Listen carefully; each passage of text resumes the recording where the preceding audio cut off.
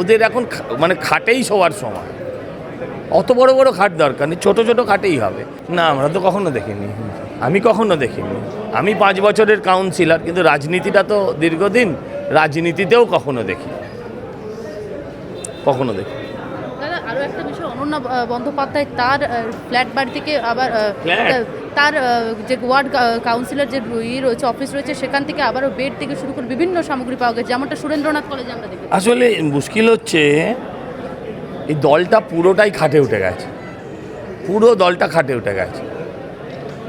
হ্যাঁ, ওদের এখন মানে খাটেই শোয়ার সময়, অত বড় বড় খাট দরকার নেই, ছোটো ছোটো খাটেই হবে। এখন তো খাটও লাগে না, এখন তো স্ট্রেচার এসে গেছে তার জায়গায়। কি বলবো, তাও খাট কিনছে কেন? ওয়ার্ড অফিস তার মানে কাজ হতো না, এসবই হতো বলছে। ওটাও তো কাজ,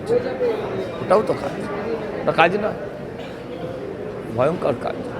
ঠিক আছে। আরো ভালো ভালো খবর দেখতে সাবস্ক্রাইব করুন বাংলা হান্টের ইউটিউব চ্যানেল।